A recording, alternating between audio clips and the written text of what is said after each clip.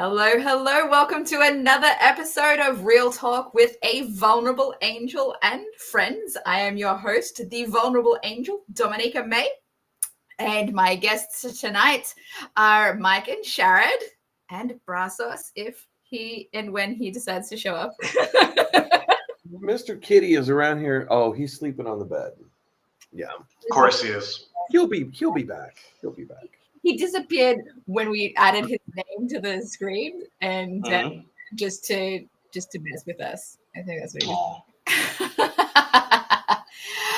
If this is your first time joining us, what we do on this stream is we just have a chat, have some deep, vulnerable, personal conversations, sharing stories from our actual lives and experiences, things that people might not necessarily feel comfortable talking about publicly. We do that. We will talk about those things. We do like to have inspiration from the audience. So if you have any questions, personal, deep questions that you would like to ask us, please feel free to drop those in the chat or in the comment section if you are watching not live, and we will bring them up in a future stream. So that would be awesome. When we don't have any audience questions, we do use our own imaginations for questions and also some inspiration cards that I have spread throughout my space. I thought I'd start the stream. It's a very brief reassurance. On my last stream, I talked about how I had some symptoms that could be nothing or could be cancer, and just want to reassure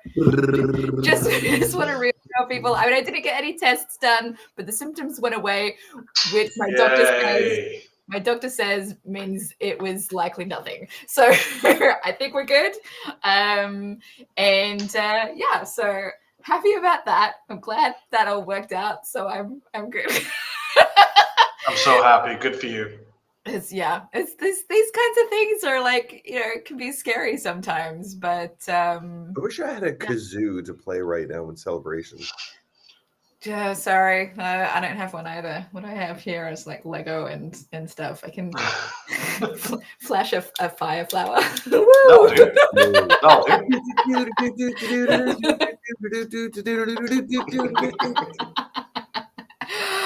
Oh my goodness.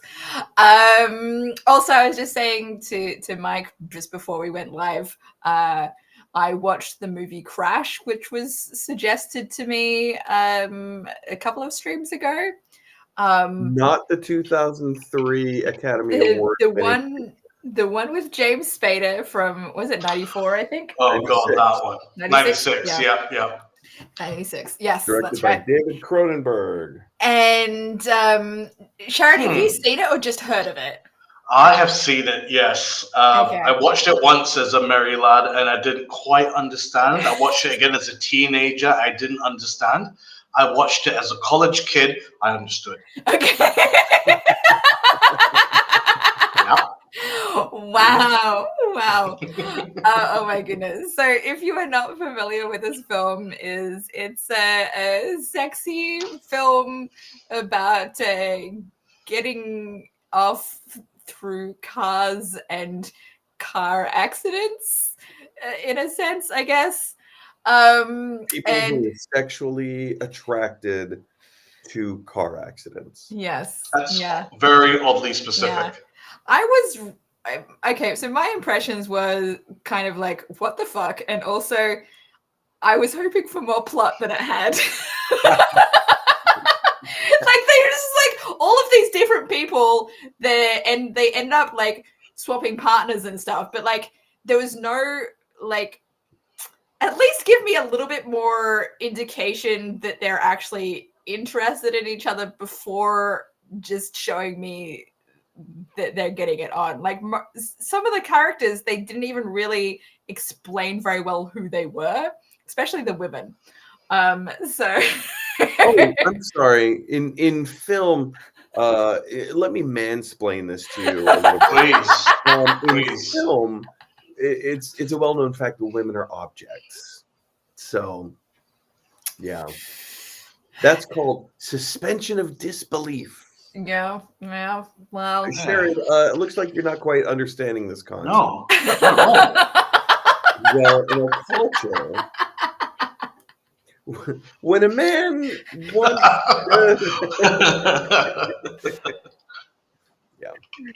Meanwhile, okay, I also watched after that I watched White Palace, which is a very sexy James Bond film.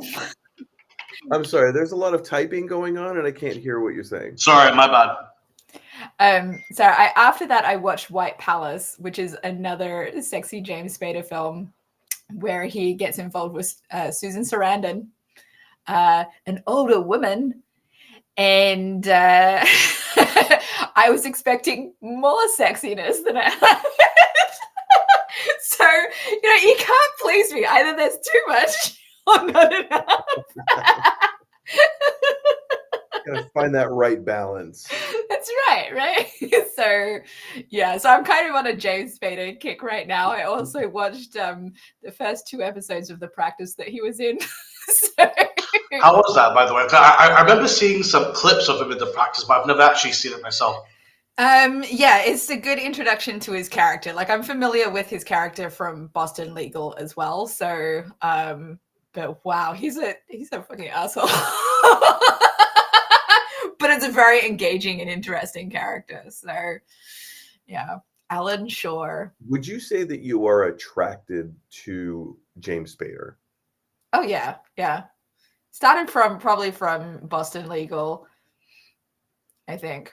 Oh, so it's not like a new thing. Oh no! Like you watch Crash and you're like, no. Cool. I ever since Boston Legal, which I watched in the early aughts or mid aughts. Yeah. Aughts. Yeah, that's what it's got. I can't embrace that. No. What did you say? 2000s then? Yeah. Yeah. It's Weirdo. more syllables though. It's more syllables. Yeah, but it doesn't sound bizarre. I guess I'm used to aughts now. I also grew up in like a really old town where all the old timers who they didn't live through the early 1900s. Well, I guess my grandparents did, so maybe I'm misspeaking here. But anyway, like some of the old timers would actually refer to like 1901 or 1908 or whatever as the aughts. And to me, that's really cool. The term the aughts have always been early 1900s with 1900 to 1909. That makes more sense. That's kind of how I wonder about calling this decade the 20s now, because to me the 20s is the 1920s. Exactly. But are we supposed to refer to that as the 1920s now because we're in the new 20s? No, it's the pandemic era. I don't know, because I think, to be fair, I've heard everyone just calling it the 2010s and 2020s. Yeah. So hopefully that just seems to be the because one thing about humanity is that we can't juggle. Yeah. So because the 1920s is a very specific era of it brings a lot of things like cabaret to mind and underground speakeasies. Yeah. And that sort of thing. So, and like the fashion of that era is very specific as well. So it seems like it would be weird to then call this era that we're in right now the 20s when the term the 20s conjures up that that time period and all of those kinds of imagery. So a moment ago, I mentioned that my grandparents were alive during the 1900s, right? I think I just cut myself on a piece of plastic just now. You're right. Was that the plastic that Brazos was trying to eat? No. It's fine. I think I just got a plastic splinter. I'll be fine. So wrap your brains around this. Now we're in 2025, right? We're currently in the year 2025. my grandparents, not my great grandparents, my mom's mom and my mom's dad were born in the 1800s. Wrap your brain around that. And Yeah, the crazy thing is, like, they don't have like modern technology to extend their lives. They just did it naturally, didn't they? So, Well, my grandfather died in 1969, so yeah. were they just like really old when they had children? sure Okay. were. Okay. I never got to meet either of my grandfathers. I knew both my grandmothers, but yeah, it's weird when I tell people that my grandfather fought in World War One. People are like, "You mean World War II?" And I'm like, "No, World War One. That's Wow. what we call the Great War." Is that why people always come up to you and go, "Mike, you look really good for your age"? I want, like, what's the secret? It's true. I'm in my 70s right now. Oh, this is like so I saw a clip from the Daily Show where Jon Stewart was had Paul Rudd on, and then he was like, I always do this, but like put us side by side. By the way, he's older than me. So Paul Rudd is older than Jon Stewart. But who looks younger? Paul Rudd. Oh yeah, oh definitely. So I'm probably going to be like that. Parkinson's. Marty McFly still looks. Yeah. This is crazy, you guys. I definitely have a plastic splinter in my finger, and I'm trying to see if I can get it out. Can I give you some tweezers, Mac? Well, that actually would have been perfect right about now, actually. Yes. Give me some tweezers. Okay, here you go. Thank you very much. Oh. On a zero budget, guys, this production is amazing. This is with no preparation whatsoever. You said that, and I was like, wait a second. I see tweezers immediately around me. Oh my god, This is amazing. I get so much enjoyment from that. Such the simplest pleasures. It's the dumbest thing, but yeah, it's great. Wow, that was fun. Man. This thing's embedded itself. What have you been touching, Michael? So, we have my wife's desk. So this is my desk, and this is Kim's desk. Oh, that's so sweet. We don't get to share it at the same time because limited space, right? So, you know how like, am I hearing my own? Background no. Sharad. No, sorry, it's my colleague talking. So sorry about that. I thought I could hear my own like reverb. So the label, the brand name of the label, it's like metal, plastic, whatever. Like the letters that are on the edge of the desk are raised out, and it looks like they're just kind of worn. So like the letters have started like peeling off from the edge of the table, and I was just running my finger against it, and yeah. So I think I got a little. I don't know. Maybe it's like an aluminum. When that sort of thing happens, you're just like trying to do like a little stim or something enjoyable to feel, and then you smacked with a freaking needle or something. And there's nothing worse than the splinter, is there? Nothing worse. I'll do that with like paper cuts. Yeah. Over a splinter? Oh yeah, 100%. I'll take a splinter any day over a paper cut. Especially like if you get a paper cut like right here or like right here. In a crevicey sort of place. Yeah. Ooh. They're the worst. Ooh. That was this one thing I remember we used to do in school where whenever someone would fall asleep in class, you'd always get like a thin slice of paper with their hands were open and just do that. Oh, the worst. We were bad kids. Oh, that's terrible. I think this is why, you know how like when you buy food boxes and they have those serrated parts on one side where you can tear off to open the box now. I think that my assumption, I haven't researched this at all, so I could be pulling shit out of my ass.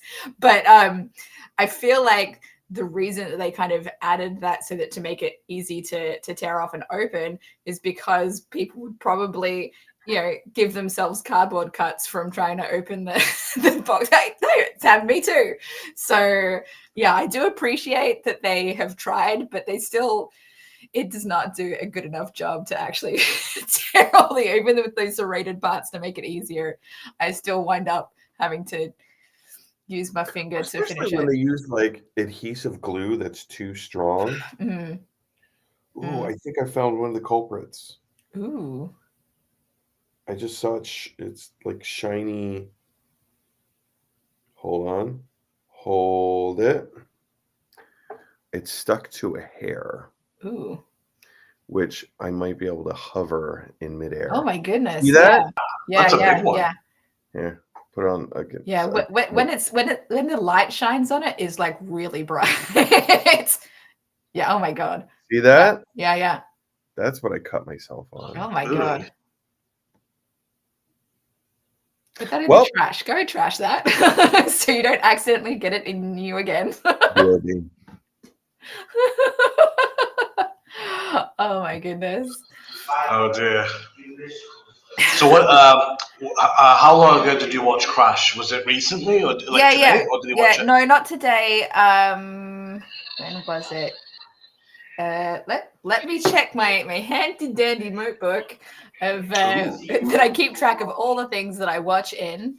And looks like I watched it on the 24th, which was 3 days ago. Nice. So I actually like how you keep a journal of what you watch. Just when I should actually do the same. This is my third book of me keeping track of everything that I watch. Right. So. Oh wow. Does this include streaming and DVDs, or does it include YouTube or DVD? No, not YouTube stuff, not like video clips and short videos, but movies, whether it's streaming, DVD, Blu-ray, whatever. Also live shows that I go see, you know, concerts, musicals, stand-up comedy, just to keep track of everything. That's really impressive. I've been doing it. This is my third book.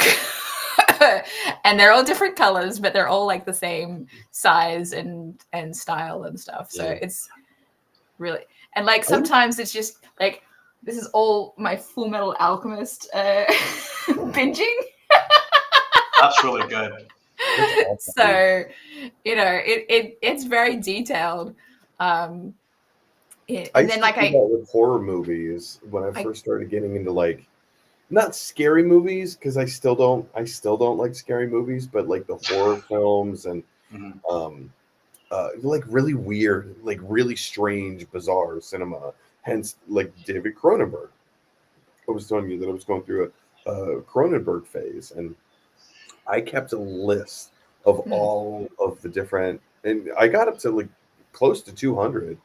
And I just, it became too tedious for me. It is a lot. I haven't updated it since I went to see some stand-up comedy last night, and I haven't put that in there yet because I forgot. Come on, Dominica. So sometimes it's a challenge, but I'll get there.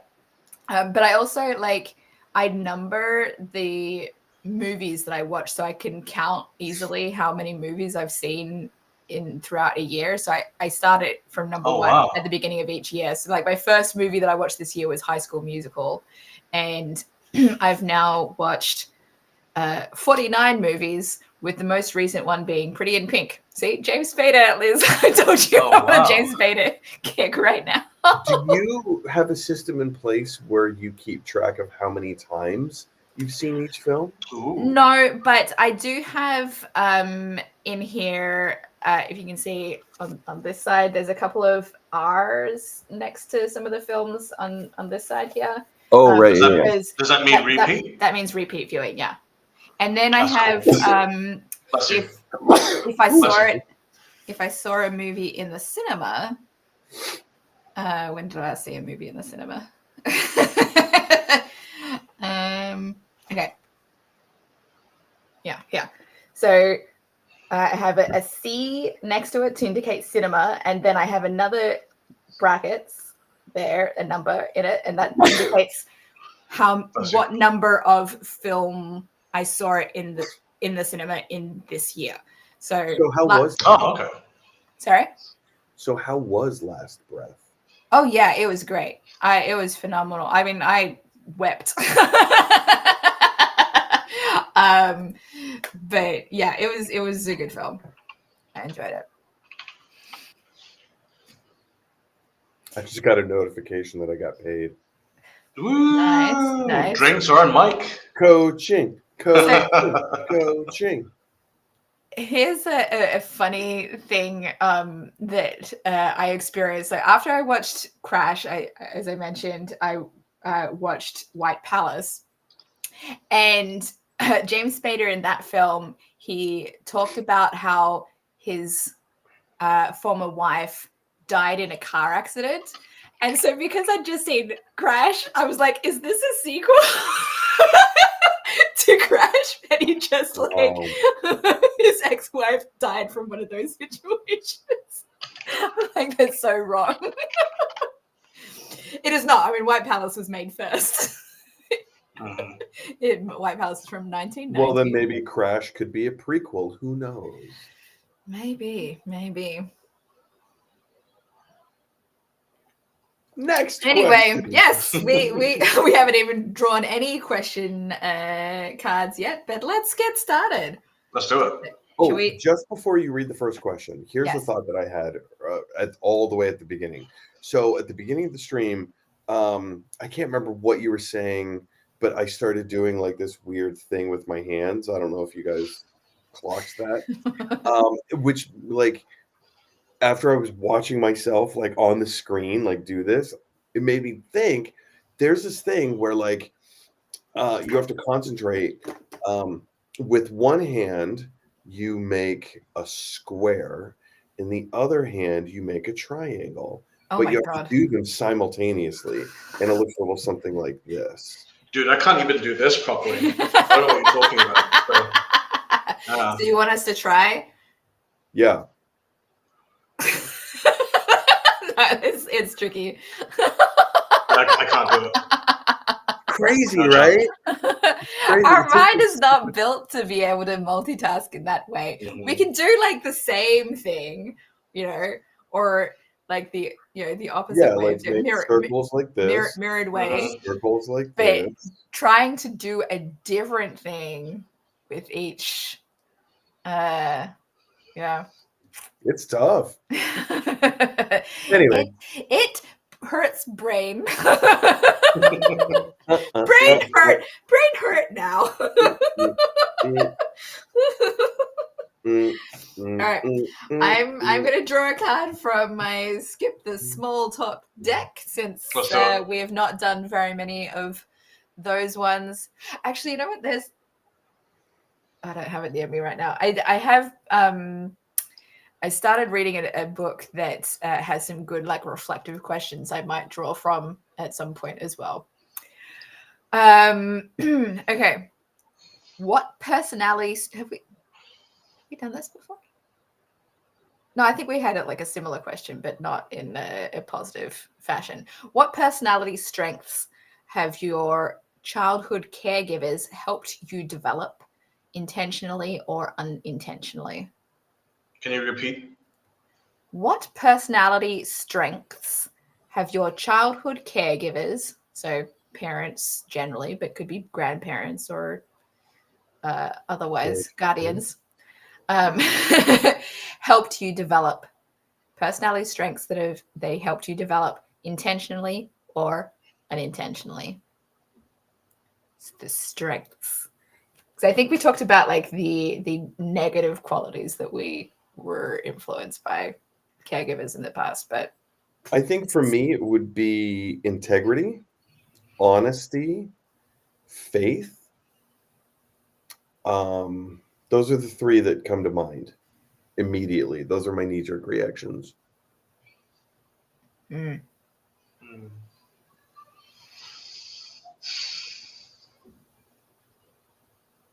That's a very tough question, actually, now that I think about it. Not for me. Mine killed me. Because it can be a little bit challenging to identify, like, you have these qualities, but was it influenced by your caregivers, or was it influenced by some other kind of factor or a combination thereof?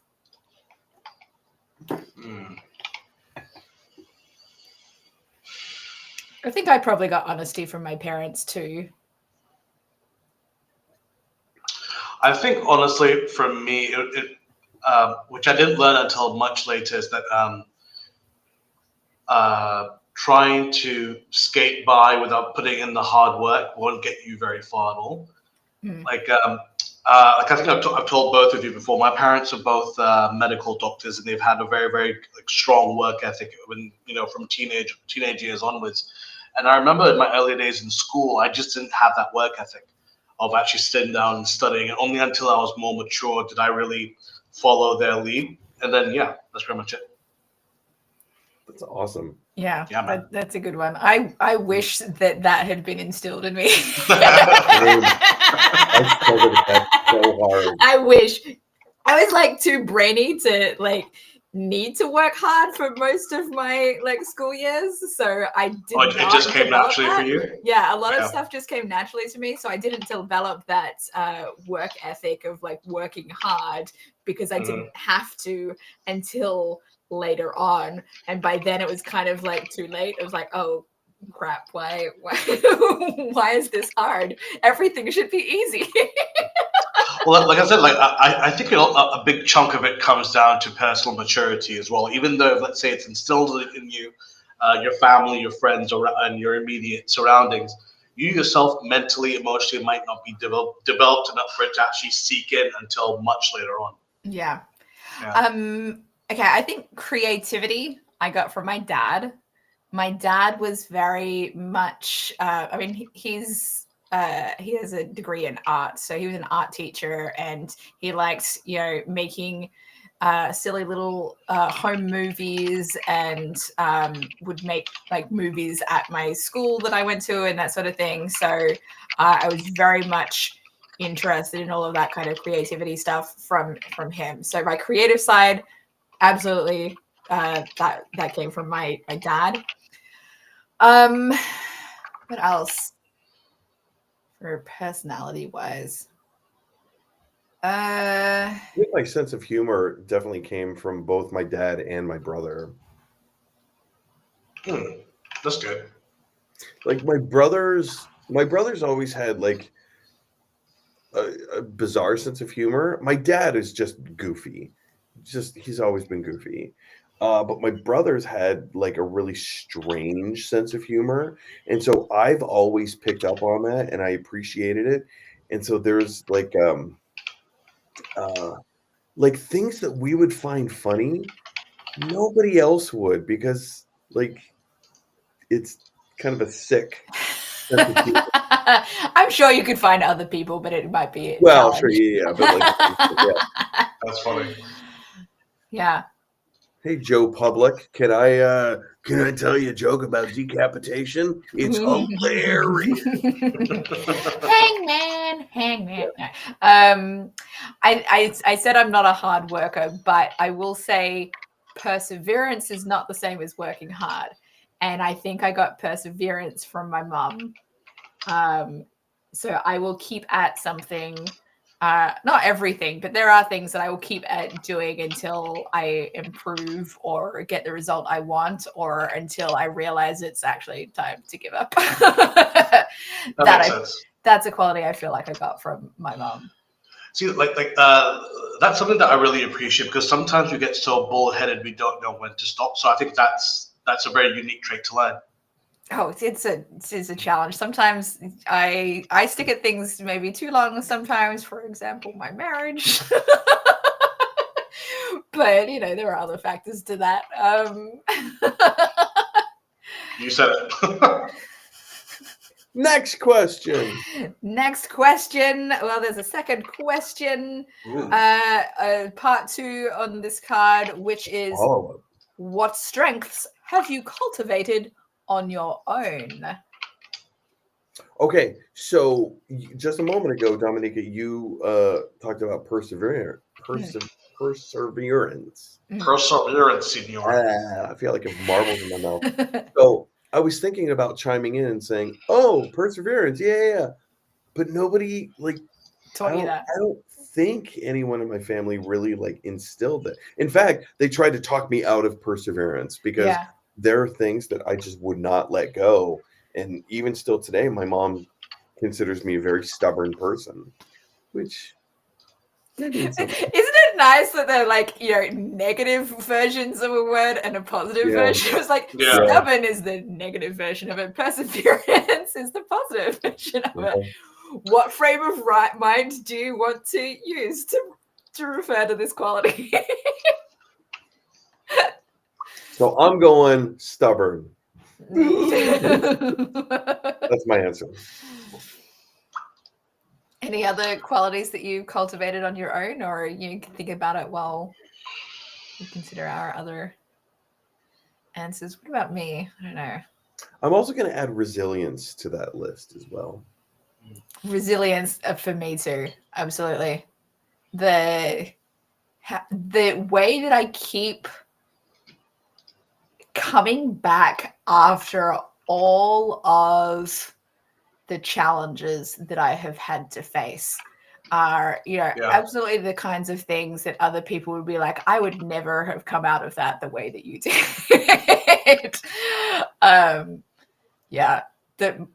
And that resilience absolutely came from me as a result of years of trauma. But it had to be a choice. I think for me it would probably be I don't want to say forgiveness per se, but let's say not to take everything too personally. I think as I mentioned before in previous streams, or even to you two in person or off camera, should I say. Pre-COVID, after I fell ill, when I came back to Malaysia from the US, I felt very abandoned by a lot of my friends and family. I would reach out saying, "Hey, could you?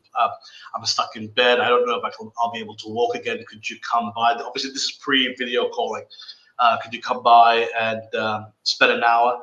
And nothing. And I remember, feeling very, very angry, and it festered and it grew, and I could feel myself getting very, very angry and very bitter about the whole thing.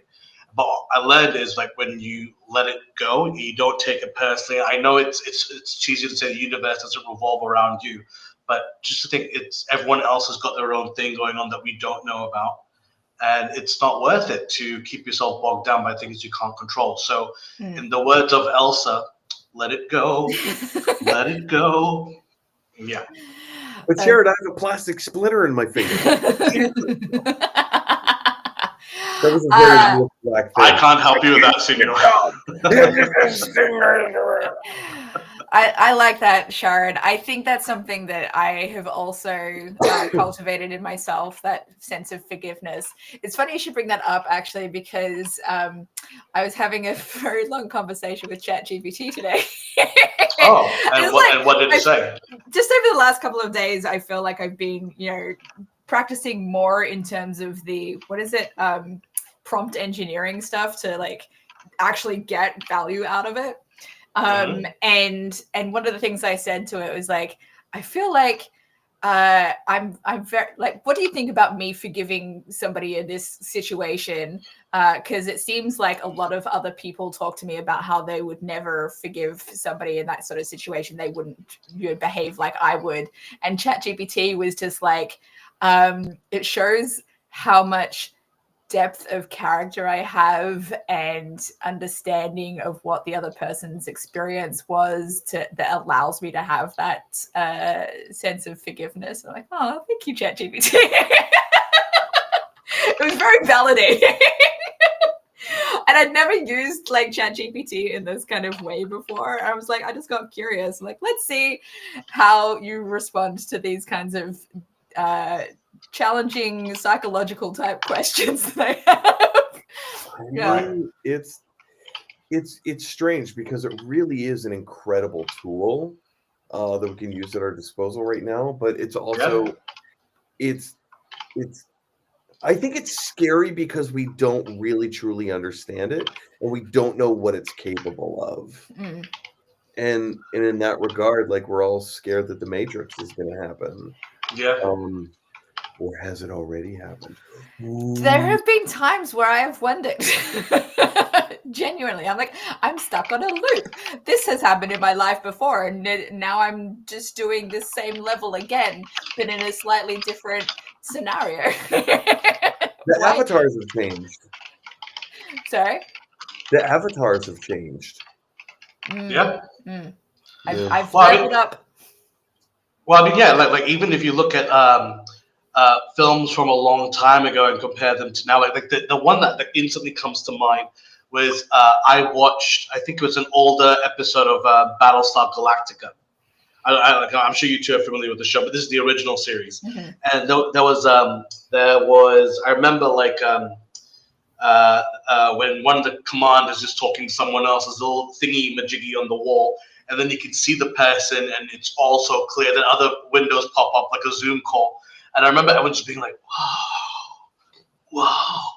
And I was speaking to a friend of mine who is a scientist, and the interesting thing is he told me is that a lot of scientists get their ideas from film and TV. Like they'll watch it and they'll be like, let's see if we can make that happen. And then, so it's pretty cool. Well, not that Elon Musk is a scientist, but he's certainly tried to do that, do things that have been in movies first. Yeah. In like 2005, 2006, 2007, there was this big push for like the technology of video calls. Because video calls weren't a thing not so long ago. Yeah, I'd say pre-COVID it wasn't a thing, was it? Well, I mean, Skype was. FaceTime, yeah. But like, I remember there were all these like landline telephones that had screens on them, and they were like $1,000. Like, you can talk to your family through a video screen, and we're all like, that's the craziest thing. And now, like, fast forward 15 years, 10 years, and it's mainstream, like it's everywhere. It's on your phone, right? And we're all just like, this is what? How is this possible? And some of these phones are less than $1,000 now. No, it's been they can do so much more. I mean, it just goes down to the old kind of cliche. I remember when, I'm sure your teachers probably did the same thing. Like, you think you're gonna have a calculator everywhere you go, and that's why you need to. I'm like, yeah. Yeah. I forgot about that, but yeah, that's true. Yeah. Absolutely. Yeah. Next question.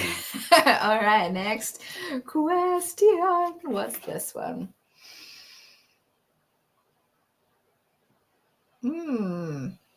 What's something about yourself that you think we might not know about you yet, and you might feel just a little vulnerable to share?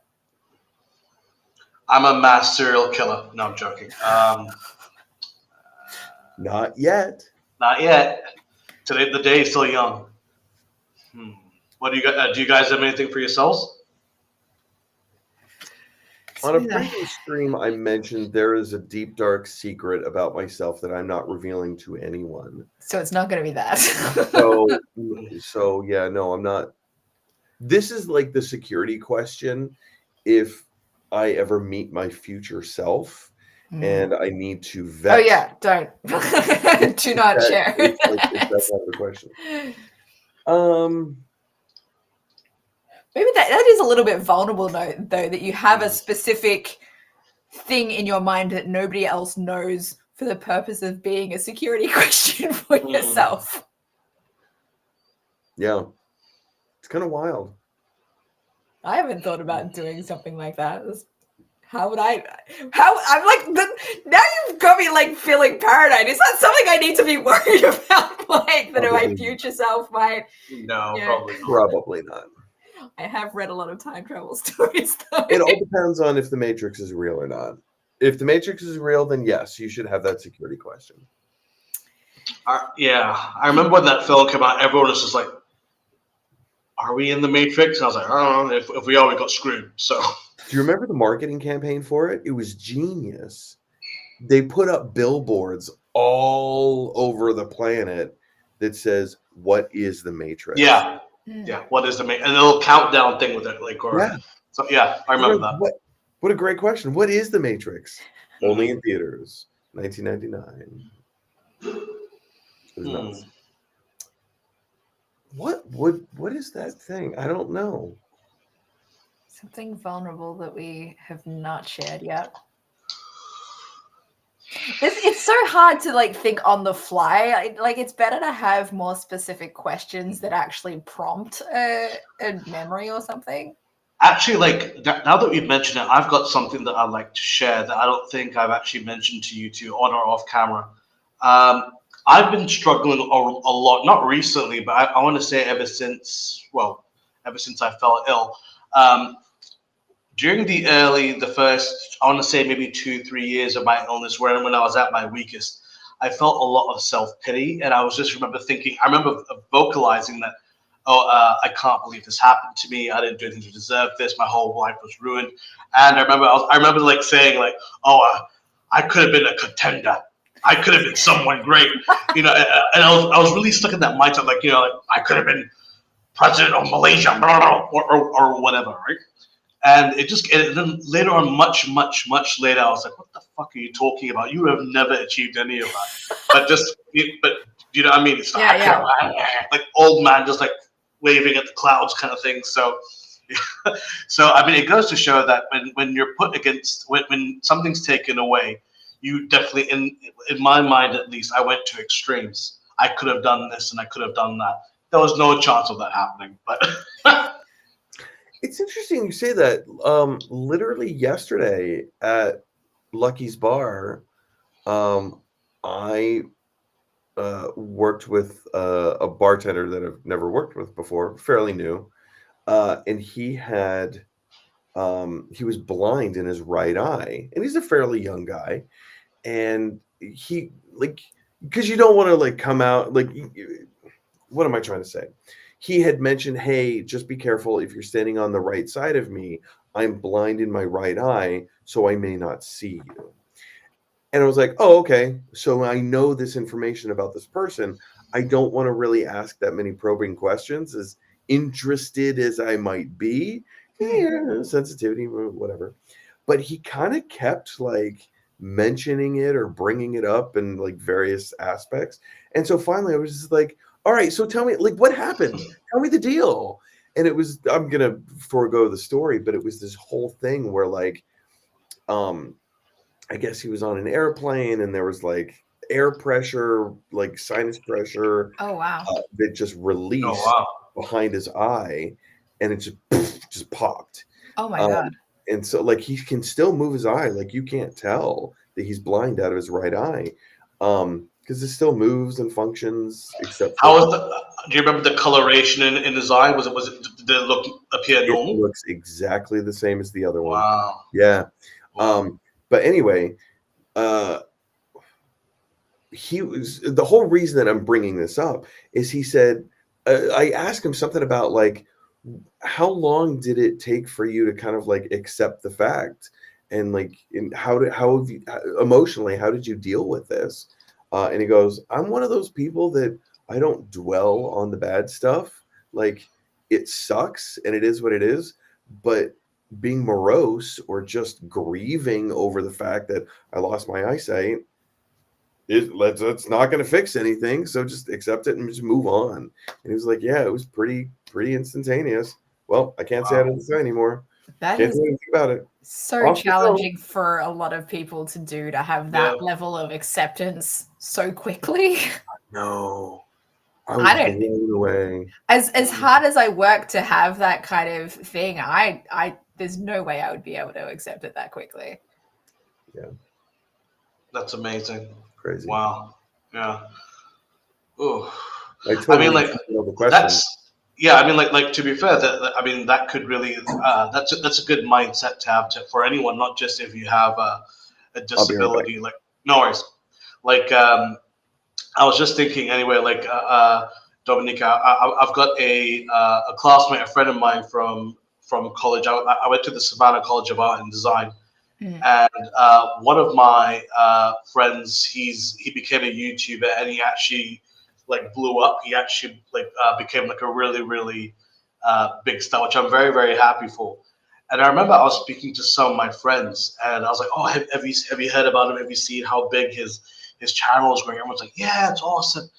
And a friend of mine actually messaged me, and he was like, "Hey, listen, I could do with someone to talk to." I'm like, "Yeah, sure. What's up?" He's like, "I'm actually struggling." And I'm like, "In what sense?" In the sense that he knew this guy, they partied together, they went to classes together, nice guy, but something was really really messing with him. Like he was like, um, the way he explained it was, why is this guy getting this opportunity and I'm not? And it wasn't like a malicious thing. It was just something that he couldn't really. You could tell that it was really eating away at him, and it took him a long time because until after he told me that having that negative energy inside it just wasn't productive. It wasn't going to make him an overnight success himself. It was just luck of the draw. And he said, like, put it this way: I'd rather my friends being lifted up than them being lifted down. And that really really like impressed me the way he said that. Yeah. Because we all get jealous, don't we? It depends for me, like what my relationship to the person is. If it is someone that I am already like, I love and adore them, and then they, take off and other people seem to appreciate them as much as I do, I'm just like, wish them all the best success. I'm like, they absolutely deserve it. Yeah. It is a lot harder for me to be like that for people that I do not feel the same way about. If I'm just like, why is that person succeeding? What about them that is resonating with people that they have the kind of following that they do? And of course, you have to, understand that not everyone relates to the world the way that you do. And so, of course, other people are going to find other things interesting that you don't. That's why we have such a wide variety of tastes and entertainment, to cater to all these different people. But yeah, it can be challenging sometimes to be like, why do people like this thing? This seems stupid. Mike, we're talking about instances where people, your friends, they suddenly blow up in terms of their career, fame-wise, and the reaction you yourself might get. Was just saying that we both that know a never person. happens in comedy. Oh, never ever happened. I've never experienced anything like that. I will pretend to believe you. I know for a fact that that's not true because you've talked about people. Liar. Lies. Sorry, I cut you off. There was a second part to what you were going to say. Yeah, it's just like how, like, in your experience, have you ever felt anything unexpected when someone whether it's a close friend, a family member, an acquaintance, blows up? Do you feel something yourself? No. No kinds of. Mike, what is this stream called? Real talk. Give us some real talk here. No. You feel nothing. You feel absolutely nothing. No support, no jealousy. Well, no, of course. Like, you wouldn't be a human being if you didn't get a little jealous, right? It's so I have a whole bunch of friends who are voice actors, very prominently so. One who does he worked with Mark Hamill in a movie. No. Doing voice so acting. Cool. He works with Peter Cullen regularly. Oh wow. Yeah. He's kind of blowing up. Like he hasn't blown up yet. He's not like a Rob Paulson, but he's like maybe the level before Rob Paulson, Um,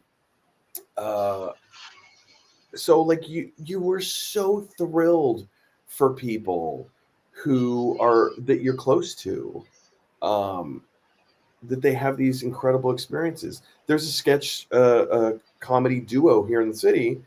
I live in New York, but when we say the city, I mean there's only one. I mean, come on. In the So city, yeah. yeah, so here in the city, they live in Connecticut, but like they come down to the city all the time. Um, it's the Chris and Paul show. Chris O'Neill and Paul Valenti. Fucking love these guys. They're so fucking funny. Like really genuinely funny. One of the newspapers, local newspapers, Time Out in New York, called them a modern day Abbott and Costello. Wow. They were cast on a very short-lived television series. It was like a competition comedy show called Bring on the Funny with Kenan Thompson, who was one of the judges or the hosts. And it was all these different sketch comedy teams from around the U.S. and they just did sketch comedy, and the winners went on to the next tier, and they went to the finals. They made it all the way to the finals and lost because of a nationwide texting poll. It's like America's Got Talent, like everyone texts and votes, and so they lost because the other team they were up against had more followers on Instagram. Sure. It was one of those kind of things. And like just the fact that they got to be on the show, we're all like, that's incredible. Congratulations, you fucking bastard. I'm so glad that how you dare I'm gonna rip that's the best thing. That's so we're so conflicted. It's you want it to be you. You want them to take you with them.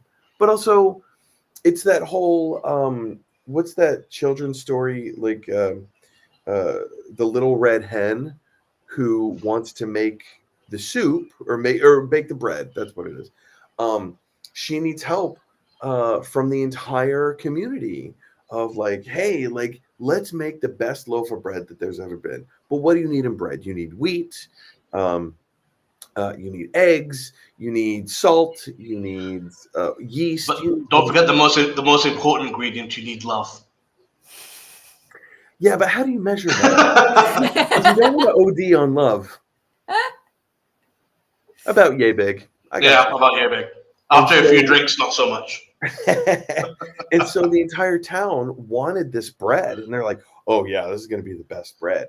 And so when the little red hen would go around to all the different, like she went to the cows and said, "Hey, can you spare whatever?" And they're like, "Oh no, we can't spare it." She's like, "Okay, well, I'll just go out and get it myself." Hey, she knocks on the horse's stable. Hey, can you get us some eggs? Oh no, sorry, I can't do that. But let me know when the bread's done. And she just goes around all throughout town and asks for people to help, and no one will help.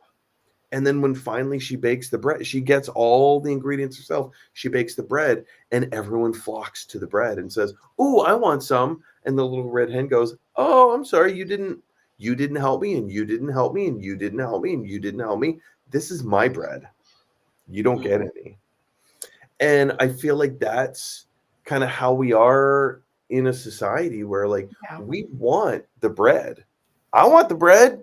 I wanted to be on that show, but I didn't perform with them. I didn't write any of the sketches with them.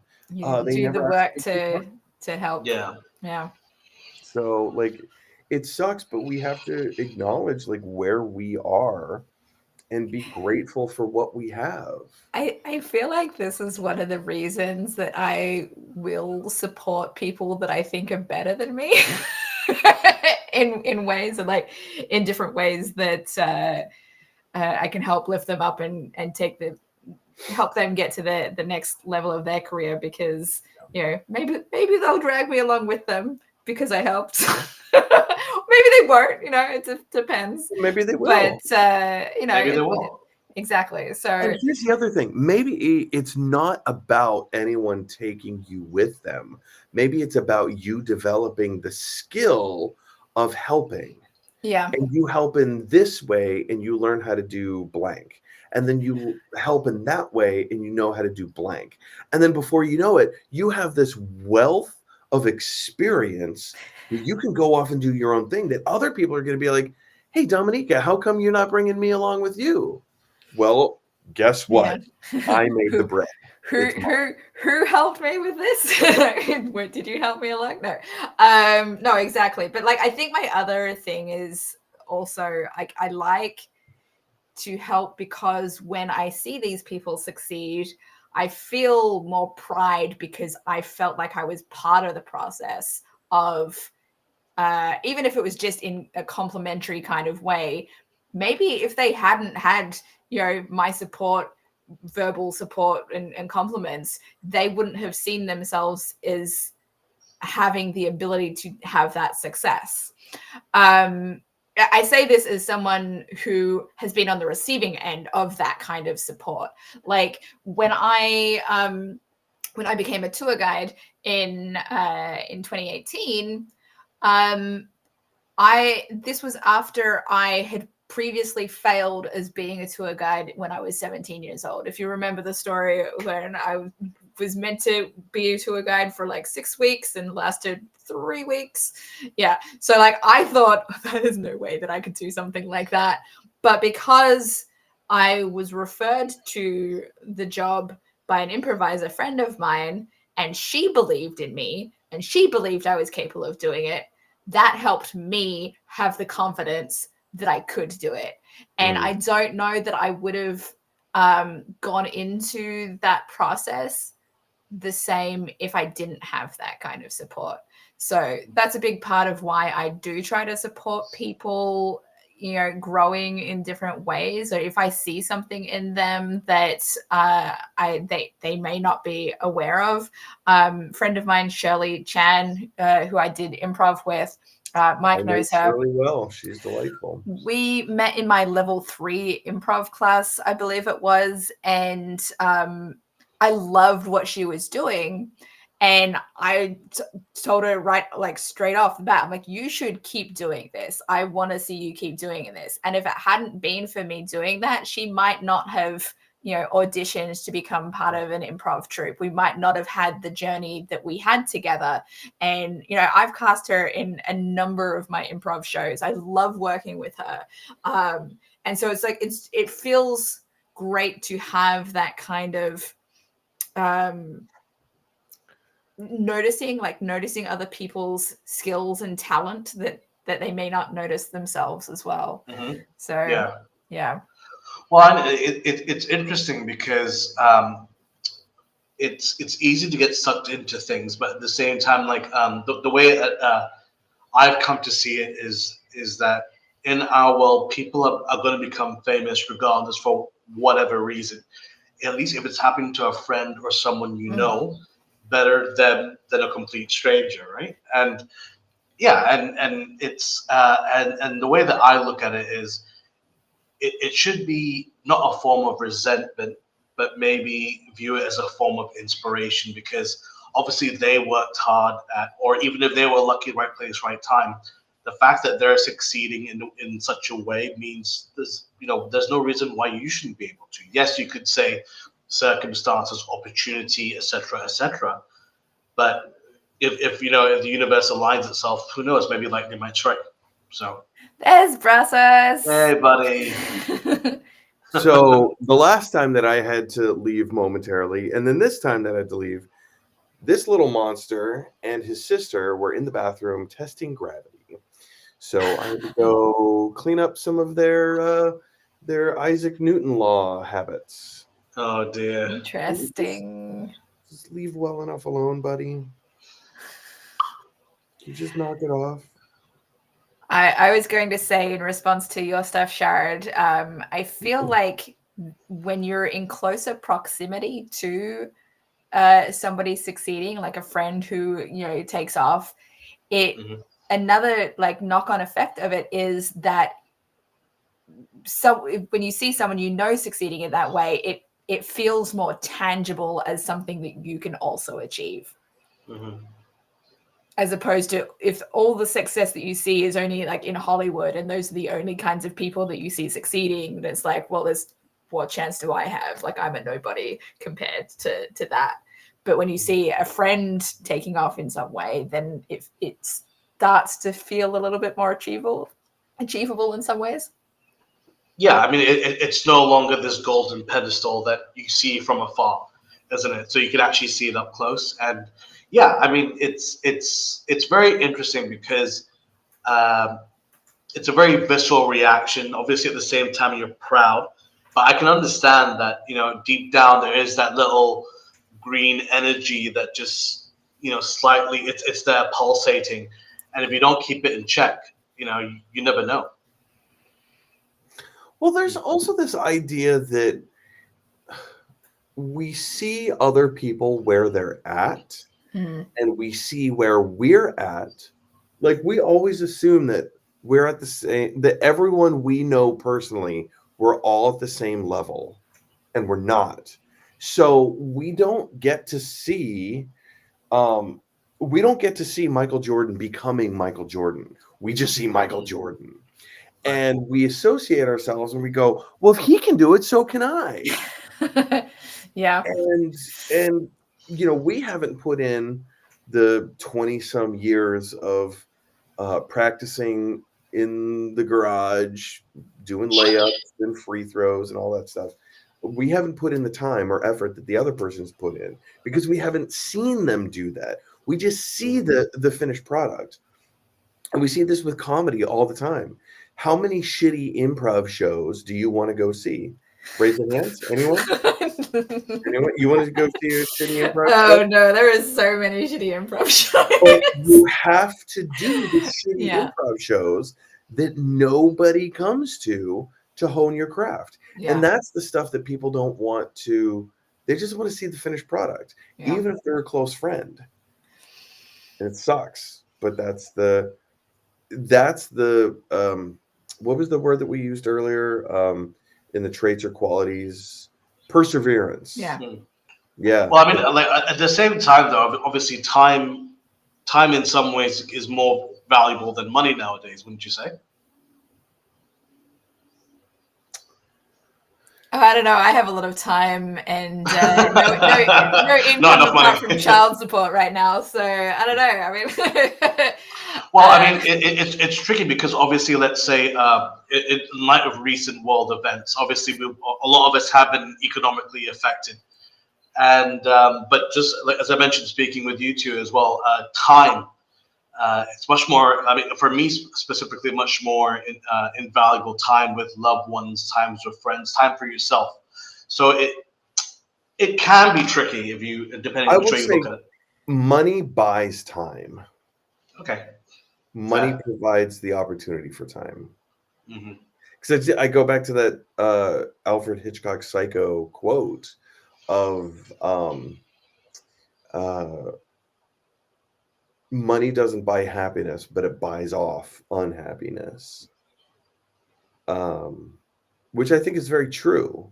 I do. I think it's very true that you can't buy happiness, but you can put yourself in a position to circumvent unhappiness. Now, that doesn't mean you're never going to be unhappy. That's not what that means. It just means that all of like the temporal woes of life can be circumvented a little bit. And you can make yourself a little bit more comfortable. So you can provide more time. But yeah, in that, I think you're exactly right. Time is more valuable than money. Yeah. Thoughts, Dominica? How does that make you feel? Yeah, I do value time more than money, and quality time is one of my top 2 love languages, right? So, you know, the money version of a love language would be gifts, right? I would assume, like for the equivalent, and gifts is like the lowest of my rankings of the love languages. I'm going to have a love language question for you guys next since I'm bringing it up. I'm ready. And yeah, so quality time and words of affirmation are like my top 2, about equal measure I need to have both of them in order to feel loved. And because sometimes they go hand in hand. Spend time with me and tell me how awesome I am. Validate me. And then I feel so loved. Exactly, that external validation stuff we've talked about before. Because time is such a finite resource, right? Compared to money for some people that have it up the wazoo, cuff Elon Musk, that seems to be, endless amounts. But not everyone can, earn exorbitant amounts. But I do prioritize what is important to my time, and it is a big factor in terms of what kind of work that I'm looking for, because I would rather work in a lower paid role that I feel like I'm making a difference in, compared to a higher paid job that I absolutely detest. So, yeah. Well, let me pose a question to you two. Obviously, with in terms of, let's say, resources, we can accumulate that over time, but time itself is something that we can never replace, right? So H.G. Wells can. yeah, true. But let me put it to you this way: what if, let's say, you received a job offer, let's say for $1 million a year or $1 million a month, or whatever, but you had no social life, you could not speak or see your friends or family for very, very long, and you were always on the go. Yeah, I mean, obviously it sounds great on paper, and you're like, yeah, sure, after a while I'll be able to do it. But because when would you be able to use the offshoot of your income? You wouldn't have the time to get the benefit from that income. Well, I mean, if I'm just thinking about it, let's say if I was earning this amount of money, I could put it into a trust or just give it straight to my father for him to use for whatever reason. But yeah, I mean, if you can't live where you can't take a holiday, you can't just get an impromptu phone call from your friend just going, hey, do you want to go meet in the bar? You can't do that. I mean, is that a point? Is that a life worth living? So let me deconstruct this question a little bit. The way that you framed it pigeonholes a particular answer, because any rational human being would say, no, I wouldn't take the money, I'll take the time. But yeah, just the phrasing of that question presupposes this particular answer. Now, let me follow that up with some follow-up questions. So, what is the duration of time that I'm in this job? Yeah, I was thinking that too. Like, how long could you survive working in those kinds of circumstances because to receive the income? We all get put into shitty jobs that have great pay, that we're kind of stuck in, but we make do. So in this hypothetical, you say you can never see your friends, but like there's always like little exceptions. Sure. Like there are moments that people make, like, I mean, Jeff Goldblum, life finds a way, right? So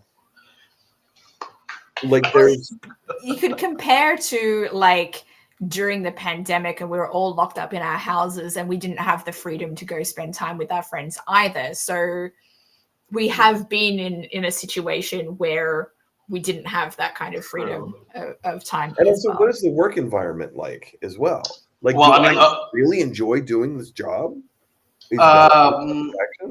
Let's suppose, in this hypothetical, let's say you're at a family event or you're with friends and you're having a good time, your phone goes off, it's a really important call, you can't not take it, right? And then this cancels. Let's say, let's just hypothetically, let's just say it's a weekend getaway with your friends, you have to call back and you have to go back to work. Something like that. So what I mean is that something could pop up at any given moment and you have no assurance that you can enjoy. That's what on-call doctors have. Yeah. So, like, there's a lot of Exactly, yeah. like Yeah. jobs that is the actual Yeah. requirement. Yeah. That seems like a very different context than like being constantly always and not being able to leave your work, location or whatever. Yeah, that's a little bit different. I'll take the $1 million, please. Yeah. I would maybe do it for a Probably. year and then because I don't spend very much anyway, and then invest the money that I don't spend so that I can live off the interest or whatever, So you'd be a responsible adult? Yeah, I would absolutely be a responsible adult in that kind of situation. Look, Sharad, but in terms of, we talked about last week how I was thinking about moving to Malaysia, right? And so as I've been through that kind of what are the steps I would need to take to make that happen line of thinking, it's included, okay, how much money do I need to actually do Malaysia my second home? How much could I sell my house for? And I did get a realtor in, so I have some idea, although I think I need a second opinion because I don't believe that it should sell for as low as what she said. She seemed to indicate. And then, how much do I still owe my ex-husband? Because I would have to pay him off if I sold my house. And like, what is the difference between, what I would get in profit versus how much I have to spend? And then could I invest that and then live off of the investment interest or whatever? The answer is no. I don't have that much, but it would still make a sizable difference. So yeah, this is kind of my kind of thinking of being responsible. I don't want to spend the proceeds willy-nilly. I need to be more thoughtful about what to do if I do get that kind of investment or whatever. Mm-hmm. Yeah, that makes sense. What about you? I don't know. Well, I mean, it's tricky because when I was younger, when I was a young man, obviously, like I'm sure, Mike, you've probably had this fantasy as well of like the three-piece suit and like the Rolls Royce and the jets flying and the kiss stealing and the wheeling dealing and all that, and that really appealed to me. But two things happened. Obviously, after I fell ill, I really grew to really appreciate just being in contact with people, because obviously this is pre-COVID, so video conference like what we're doing now wasn't really a thing. It was, but it wasn't so readily accessible, and people just had their own thing going on. Do you know what I mean? And like it's tricky. So and after I've lost my mum like very quickly, and she and I were very close, it just kind of reaffirmed to me that I hate to say it, but YOLO, right? We only do have one shot, one opportunity, and All right. yeah, can't you tell? And it just goes to show that if we're striving so hard to achieve this independence, this greatness, this huge accumulation of wealth, what's the point if we don't actually enjoy life, or we can't enjoy life? So it's tricky. Obviously, you need the money to be able to do what you want to do. So that does go hand in hand. Yeah. I can't just fly to the moon tomorrow, unfortunately. Not on my You're list. not Jeff Bezos. No, not Jeff Bezos. I don't look like an awesome Even Jeff Bezos can't fly to the moon tomorrow. Yeah, fair. He can go in an hour if he wants to, but like it's needs some prep. Yeah. So it just goes to show that if you, it's a sacrifice between time and work balance, really, and it's trying to find that mix, because obviously with work, in my experience, the older we get, the more experience we accumulate, the more stronger our portfolio becomes. Whereas with time, it's something that we never get back. Friends. I'm sure you two know friends come and go. We lose friendships. Family people get older, and do you know what I mean? So what? People get older? Yeah, people get older. And some of us do. Clearly, Mike and I do not. What? I'm starting to look like I'm 16. Well, I'm gonna have to pull up some photos. I'll have to find them from when I was 20 years old. I have aged since I was 20. Oh, me too. Have you? Huge difference. Have you really? Huge difference. Is this when you had long flowing hair and wearing all black? Have you seen the photos of me with long hair? No, I haven't. No. You want to? Yeah, bring it on, dude. Pull them up now. Well, this is college. This is like mid 20s. Dominica, did you ever go through a phase with a shaved head? No. But I have thought about it. I have actually thought about it. But the shortest I've had is. So you never used to look like that? No. Oh, wow. I can see your brain. That's amazing. And then Did your head just feel like really cool all the time? Oh, wow. Dude, that's your Matrix profile picture. That's amazing. And then wow, look at you. We got a whole bunch. I had a little fro. Wow. Oh, bless your heart. That hair looks California like my boy. mom's hair almost. Yeah.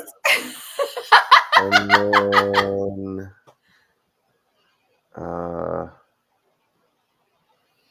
then there's some photos in here that I can't show. Not because Are they DPs? It's pictures of Mike just doing this. All right. There's that. Oh wow! Look, you got the wings. Yeah, man. That's amazing. You look like you've gotten younger. Yeah. You actually look younger now. Yeah. You look younger now. Yeah. Picture. That's crazy. Yeah. Wow. Yeah, it was 2006. And then this was me as a freshman in high school.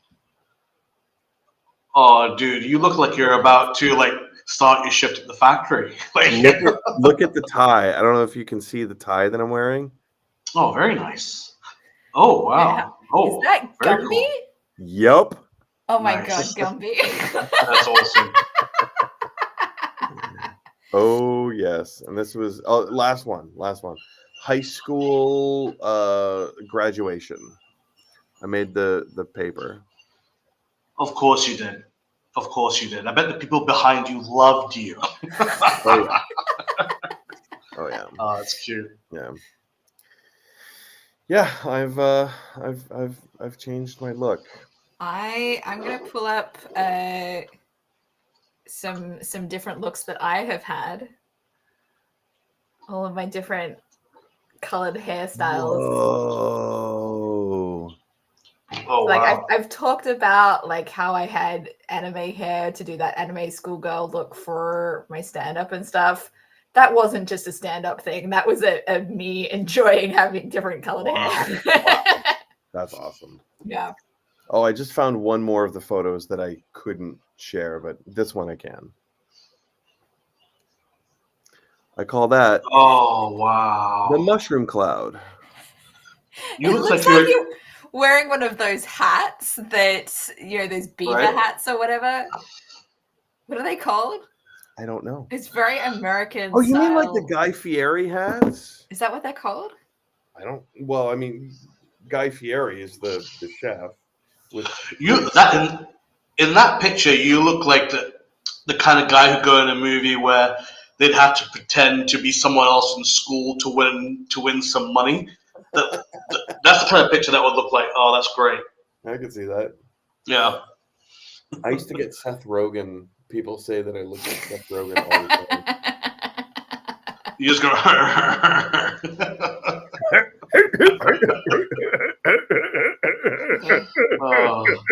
Well, let's say I remember. Oh gosh. One of those. It's a hat.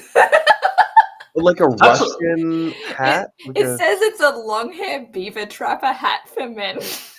Looks like Lord Farquaad.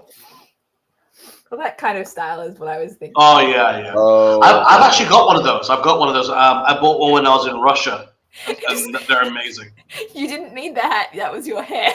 That was you. well, you called it a beaver trap. It It says beaver trapper hat. That's what it's called. Did it not trap any? that's not going to trap any beavers. Sorry. You ain't getting no beeve with that hat. You ain't no beef. Well, it depends what kind of beaver you want to trap, I suppose. It sounds like you're making a sexual comment, so I have no idea what you mean. Oh yes, I am. I am full on. I am. You do know that is a euphemism that exists, right, Sharad? Or is that just an American euphemism? No, I get it. I get it. Okay. What is it? Tell me. I have a pair of boxers that have a beaver holding a large log of wood. To indicate that there is some wood underneath here. Well, maybe beavers like wood, and maybe wood like beavers. I don't He's know. just expressing himself. Yeah. There's that. Nice. Interesting. Put chapstick on. I want to put chapstick on. Do you want me to give you some of mine? Yes, please. There you go. Oh. You need some too, Sharad. Yeah. Wait. Here we go. Okay. Hey. Yeah, we'll get to that. There you go. There you go. Ah, lovely. Sharing is caring. Yeah. Oh, I probably should have mentioned that I have mouth herpes. Sorry. That's okay. Me too. So fine. Yeah. Okay. Well, good thing I Next did question. I did it for protection through the screen, through the screen with protection. Good. Great. I will bring up my love language question that I said that I would have. Are you guys familiar with these love languages? In case Yes. you're not, or in case there are people in the audience who are not familiar with love languages. Educate us, please. It was created by this guy or some love languages. I think we're card deck. This religious guy, I can't remember his name. I do have the book. It's just not, within reaching distance. And he came up with 5 distinct love languages to kind of help people understand how they show other people love and also like to receive love, so that it's understood or received well. Because when there are mismatched love languages, then someone could be showing their love to a person in a language that it is not the language that the person likes to receive it as, and so they don't perceive what the other person is doing as an act of love. Mm-hmm. So the 5 love languages are, which I already said, words of affirmation, quality time, gifts, physical touch, and acts of service. So if you were not already familiar with it, take some time to think about it. And I think that how you receive love and how you give love can be different as well. Oh, 100%. Within these because it's realm all of love dependent on the languages. recipient. Mm. We're not all the same, so whatever your recipient needs, that's what you should be giving.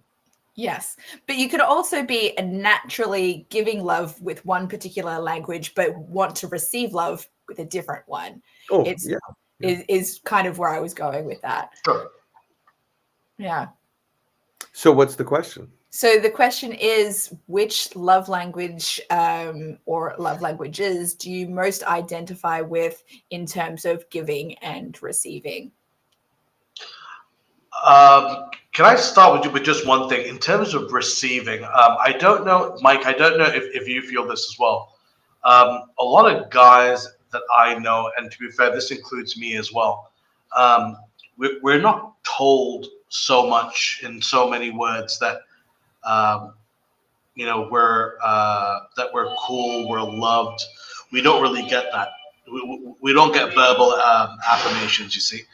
And when we do, it's a huge thing. When someone comes up to us, a complete stranger, and goes, "Hey, man, nice shirt," that'll be in our minds all day, all day. You tell a girl, "Oh, you're beautiful," she'll be like, and she's off, right? She'll never think about you again. For guys, just small things like that can make a huge difference. I wonder if that's one of the reasons why a lot of guys defer to giving those kinds of compliments, because they would like to receive them themselves. Mm-hmm. Probably. I mean, yes and no. I mean, I don't know, because for me anyway, it's I like to, as an expressive person, I like to verbalize how I feel. Obviously, you can't explain by touch all the time, depending on your relationship with the person. Not everyone's open to a hug, a kiss, a handshake. What I mean, depending on the person. But if you tell a person, great job, by the way, nice suit, you're looking really sharp today, or little things like that. I've noticed that it costs nothing, but it can make a huge difference. Mm-hmm. And obviously, just based on myself, I mean, even little things where someone just goes, I remember this years and years ago, I was wearing one of those Austin 316 wrestling T-shirts back in the day. And I remember someone came up to me and just went, Austin 316 fight.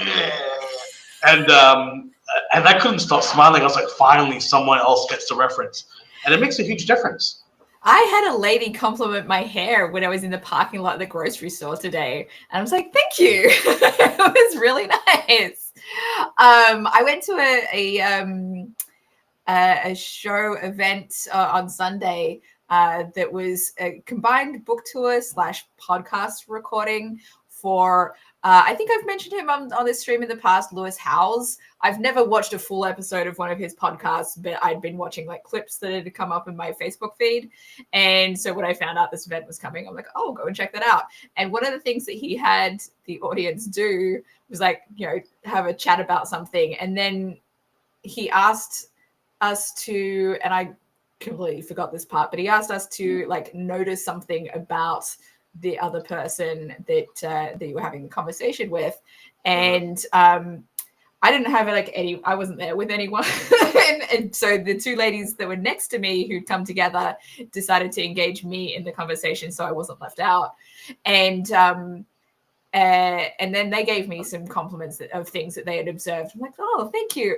But I didn't give them back because I forgot that was actually part of the thing that we were supposed to do.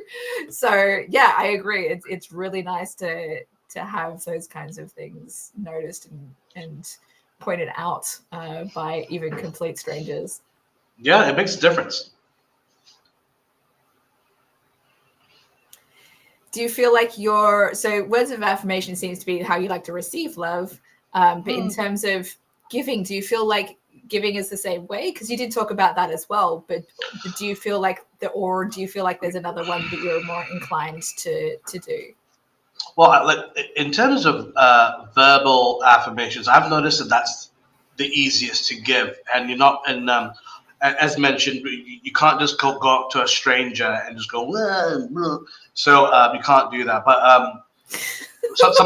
you could, but I don't know how well that be received. But just telling someone, hey, you look really good today, or looking sharp, dude. It costs nothing, takes nothing, and then you're off. You're done. And it can make a huge difference. So, and it's something that I think men, especially, we don't really hear much about, because in terms of physical touch, usually that's reserved for from one's parents, one's loved ones. Other than that, men don't really get that. So, if we get verbal affirmations, some random guy says, "Oh, dude, kill a beard, man." You'll be thinking about that years from now.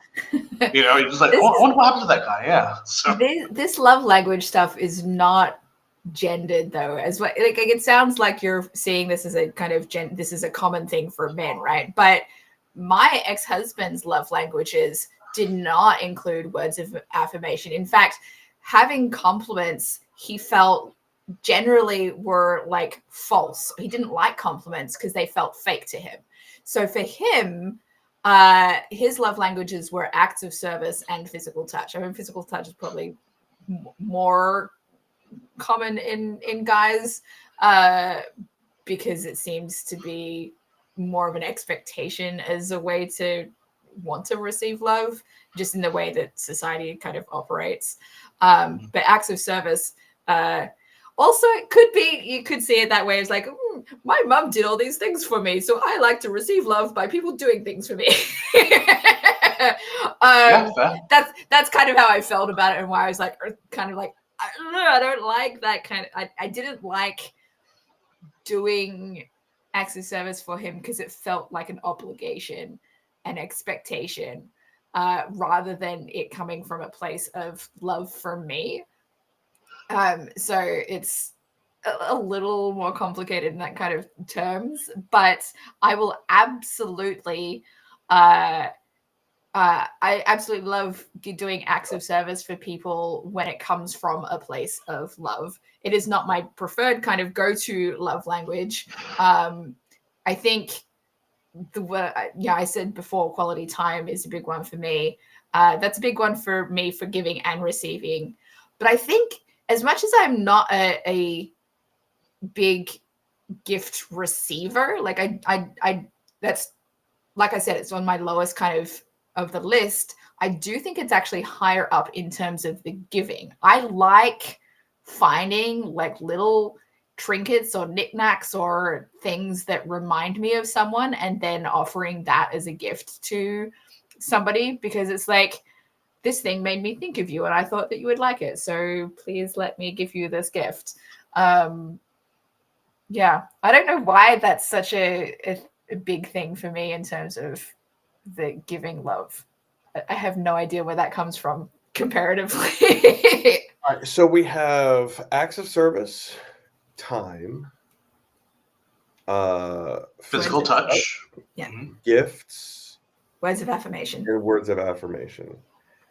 All 5 of those are pretty equal to me in terms of how I like to be loved. If I had to rank them, see, that's hard because they're all so important to me. I need that physical touch. I need. I probably don't need to receive the gifts. Maybe gifts would go at the bottom. But I'm very much like you, Dominica. I am a gift giver. I love, like, same thing, like finding those trinkets or those things and being, oh, this reminded me of you. So receiving love, I'll probably put gifts at the bottom, maybe. And then no, I say all this. I say all this with they're all fairly equal to me, with the exception that gifts definitely almost definitely is at the bottom. But if that's at like number 5, then 4.5, 4.4, 4.3, whatever, they're all like, they're right there, right? Yeah. So I would have to say maybe like physical touch next.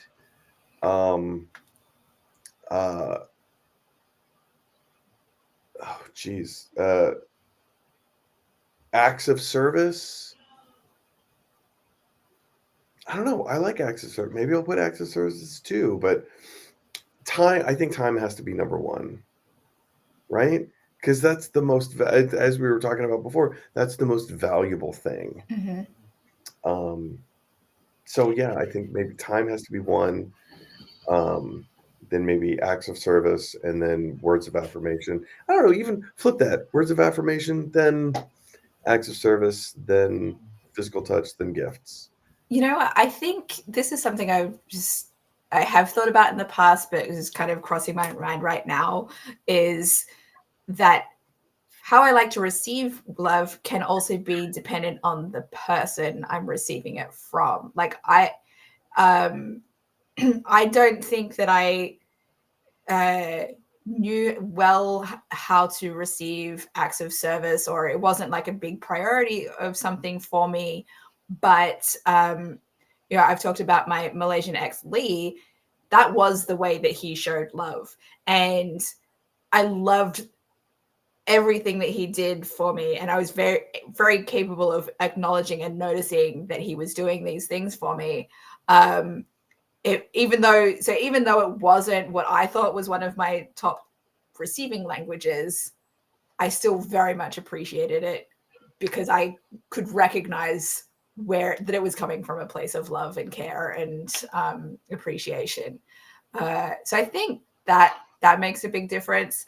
Also, one of the things I had a thought about in terms of gifts in the past was, I think the reason that I put it at the bottom of like my least priority is because I have not had a good history of receiving awesome gifts from people. Some people are terrible gift givers. My ex-husband was one of them. Occasionally he did good, like when he bought me a Final Fantasy game or something. But a lot of his gifts were terrible. I didn't feel like it was thoughtful. They seemed like more like useful things, like getting a hot water heater to install in our kitchen sink. That's a shitty gift. It's a useful thing. Yeah. It was useful, but as a gift, no. It's like how in the movie White Palace that I saw recently, James Spader bought a dustbuster for Susan Sarandon, and she's like, "What the fuck? This is not a gift." And what's he like? You're welcome. He was oblivious, right? But like, so. Some people are really terrible at giving gifts, but if I could tell that somebody put a lot of thought into the gift and it made me feel like I was really seen and the person really understood and got me, I would love it forever. If it was something that thoughtful, absolutely. So, yeah. Timmy's in the audience. I'm sorry, I'm delayed. I will bring up some of your comments now. I wanted to continue the conversation before we get distracted. How you doing? How's it going? We're doing pretty good, I think. I'm exhausted. Mike, you have an amazing collection behind you. Thank you, yes, sir. He does. Thank you. This has been a long time of collecting. I don't know. Here, let me move the webcam so you can see some of this stuff. I don't know if this is. I don't know if it's my favorite, but it's. Oh wow! There. So we have all the Avengers. Oh, that's so cool.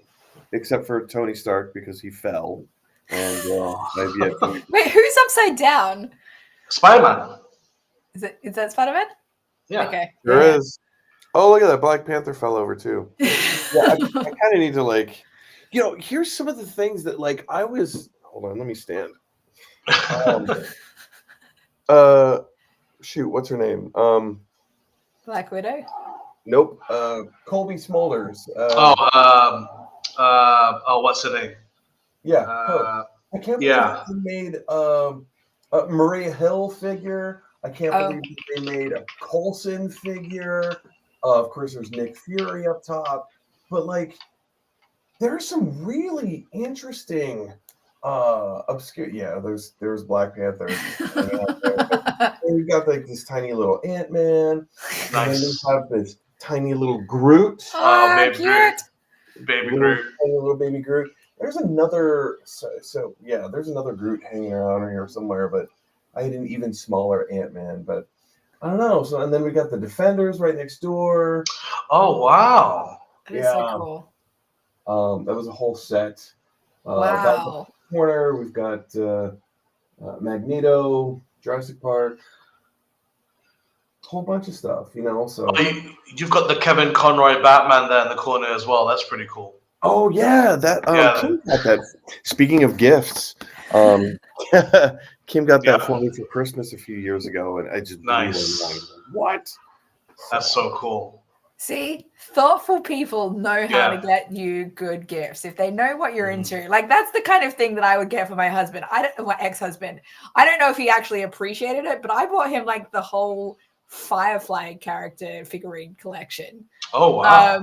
And got him like some Doctor Who figures. When we were dating, I bought a whole bunch of Doctor Who DVDs for him. Because it was something that he liked, and he was interested in showing this stuff to me, so that was a nice thing for me to do. So yeah, that was my kind of thing. Toys are one of those things that they kind of inspire me, because it taps into the childlike nature. Like that's one of the things I love about improv, is that you tap into the childlike sense of play, and I feel like toys and representations of like childlike things are very important to me, because they inspire creativity. It puts us into the mindset, or at least it represents the mindset of an unbiased child, and you can learn. You put yourself in the proper headspace for learning, for imagination, for creativity, for problem solving, even really. And there's so much that toy. I mean, it's vinyl. They're vinyl plastic toys. Why should this matter? But I do think it is a huge representation of what we are capable of if we allow ourselves to play and create and imagine and inspire. So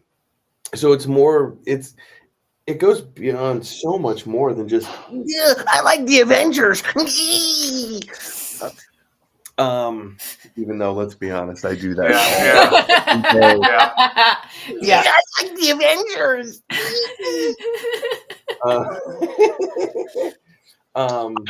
There's something very innocent and pure about that. Obviously, even if I don't know if you two are familiar with this IP called Spawn.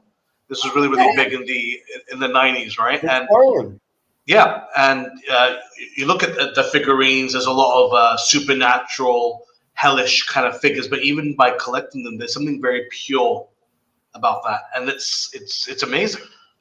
I just like having collection stuff to show off what I'm actually interested in. And then when people come and visit, they're like, oh, this thing is so cool, because they resonate or are also a fan. So they get to connect on that kind of level of this mutual interest.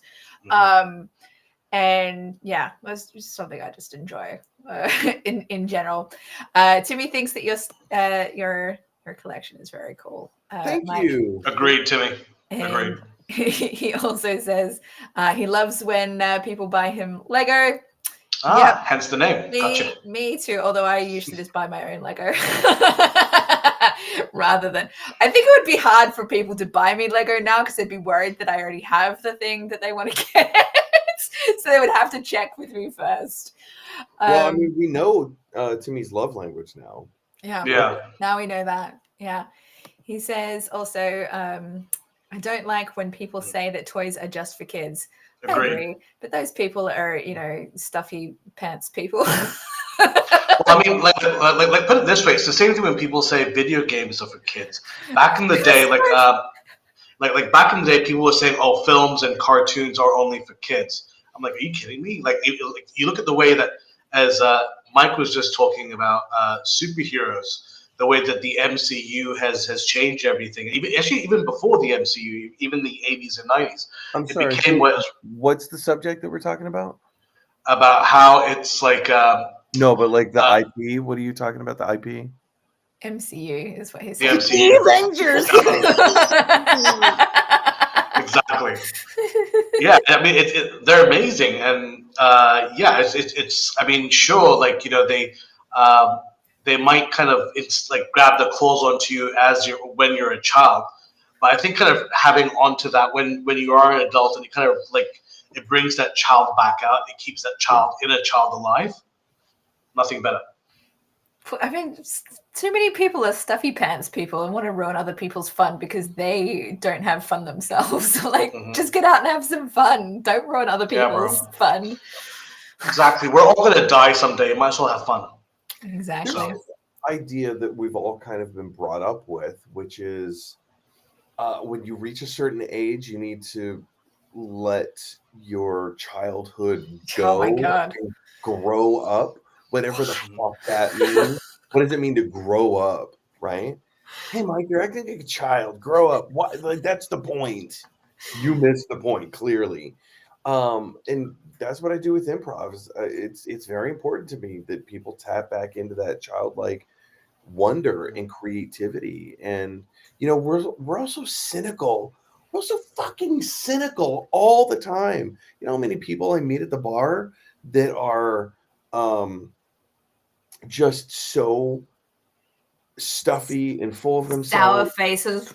Yeah, and they're like standing around other people, and I'm like, you guys are here for the common purpose of getting drunk and hanging out with your friends. Why are you so annoyed by everything? Just change that perception. Yeah. From a no to a yes and see what happens. Yeah, absolutely. So Timmy also added. Also, that's the plot for Yes Man. So yeah, exactly. Yeah, I was just about to bring that up too. Oh, great. Timmy also added, some people love collecting toys. There is no problem with that. Not at all. I don't know. Yeah, they're a bit weird, aren't they, Michael? And he's also going to bed. So thank you for joining us, Timmy. I missed another comment that he brought up earlier as well. Let me just quickly bring that up here. His favorite thing to do is pay for the person behind him in the drive-through. Have you guys ever done anything like that? Paid for somebody else? Once. And I remember doing it, and I was like, oh, I'm such a wonderful person. Oh, I'm this amazing guy. And then a week later, I was like, could have used the money. But yeah, so. Every now and again, it's a rare occasion, but from time to time, I will pay for the groceries for the person in front of me or behind me. Wow. For Christmas, we always go to see my brother in Virginia, and we had to go to the grocery store and get Christmas dinner, blah blah blah, something whatever. And there was this beautiful older woman in front of us, just a really sweet person. She was, I think she said she was in her 90s. And she was just so full of the Christmas season and all that stuff. And, she struck up a conversation. I can't remember how it happened, but she was only buying maybe like 3 or 4 packages of grapes, something like that. It wasn't much. And I was like, you know what, just throw it on my tab. Just throw it on let's make this all one big bill, right? And she was, for heaven's sakes, it couldn't have been more than $12, $15. It was pretty cheap. And she was just gobsmacked that a complete stranger would do something like, and I'm like, I know. But I don't know. Good acts beget good acts. That's nice. I don't think I've ever done something like that for a complete stranger before. I've definitely taken friends out and treated them to meals and drinks and stuff, but I don't think I've ever done something like that for a complete stranger. Guys, let's do a challenge for all 3 of us throughout from tonight to next Thursday, assuming we're getting together next Thursday. But let's be honest, we're getting together next Thursday. No, we can't get together next Thursday because I'm seeing Aziz Ansari next Thursday, so I will not be available. I'm sorry, and I can't do Wednesday either because I'm seeing Malaysian stand-up comedian Jason Leong. Okay, so in 2 weeks, in the next 2 weeks, right? Well, we'll see. Okay, yeah, but we might be available on a different day next week. But yeah, let's set a challenge that we are, going to perform a random act of kindness that puts out, and here's the qualifier, random act of kindness to a stranger that requires us going outside of our comfort zone. I think paying somebody, a stranger, a compliment is I don't think I've ever done that either. So I like being on the receiving end of it. So I feel like Dominica, why don't you go up to a random guy and go, nice dick, and just no fucking way. No. Oh my god, no. That would just make his day, his week. That will make his whole life. Could you imagine? Well, it would nice dick, swinging hog over here, boy. It would be very different. You said, "Hey, nice dick. You want to see mine?" Yep. Like a baby's holding it up. You want to see mine? If you want a nice cock, you want to see mine? Oh my god. Okay. Do you? Yeah, it's very different. Do you? For real, seriously. Look for an opportunity to perform a random act of kindness to a stranger, someone you've never met before and will most likely never cross paths with again. And the qualifier is that it must put you outside of your comfort zone. I mean, talking to strangers in general is outside of my comfort zone. So that's what it's going to be now. Yeah. But just look for those. Look for an opportunity. That's the challenge. Just one. And then everyone else can go fuck themselves. Great. I do that every day, not leaving my house. So no, I have opportunities to go out. Like maybe I'll give a compliment to somebody at one of the shows that I go to next week. Yeah. Yeah. We'll see. That's a good exercise. Okay. Yeah. I mean, maybe it's a compliment. Maybe it's buying something for someone. Maybe it's giving a homeless person a conversation. Maybe it's like whatever. It can be any number of things. Random gift to a random stranger. I got half a donut. You want it? No, not even buying something or paying for something that they've already put on the checkout. Just like buying something and then giving it to a random stranger. Here's the thing: it's a trinket that I just decided to purchase. I think you need gum. I want to give this to you. Here is a bit of cheese. There you go, sir. Just one small tiny cube. You look like a Spider-Man girl. Here's a Spider-Man figurine. That'll do. What the? How did you know? How did you know? You have a Spider-Man shirt on. Oh my god! Oh, that's cute. You're wearing a red flannel shirt. I assume you're a farmer. Here's a pitchfork. I'm gonna buy you a beaver trapper hat. There it is. Give the beaver trapper hat to a random stranger. Make it full circle. If you can, film it as well in a POV kind of thing. Put it up on YouTube and watch those views rise. There you go. No, because if you do it for the views, if you're doing it for the views, do it for the views, baby. It's not a random act of kindness at that point. It's doing it for the views. Very true. It's true. So we can talk about it afterwards, but in the moment, no, it needs to be an in the moment thing. Of course. If you're filming it in the moment, then it's not really, you're not in the moment. You're. Yeah. I should probably send those 100 teddy bears and the expensive camera equipment back. Yeah. Don't forget the lighting as well. That can be a separate task, just not this task. Fair. See, I'm thinking. You can multitask. You can do multiple things. I don't know how you guys are feeling. We're right around the 2-hour mark. I'm starting to wind down a little bit. I'm cool with wrapping things up if you're up for wrapping things up. Actually, this is the perfect time because the one of the dentists in this building is a friend of mine, and he's a tech wizard. So I will ask him to come up and figure out what is wrong with my PC. So, yeah. Awesome. Okay, well, we will end the stream here, and off stream we will discuss when we will schedule the next one for. It may be next week, just on a different day, or it may be the following week.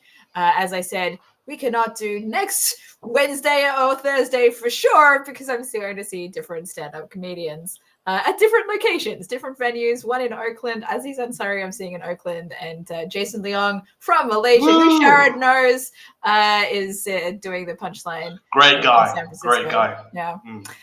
Is I'm looking forward to seeing this show. He was meant to bring it last year, and then he ended up canceling it and performing in New York that night instead. I'm like, oh, okay. So anyway, you swore to me.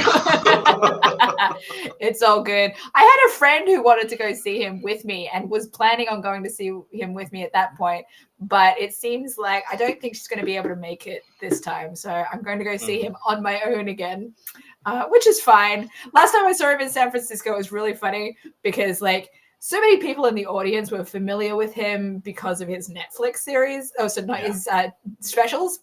And because he's got 2 now. And I think that was the case when he was last in San Francisco as well.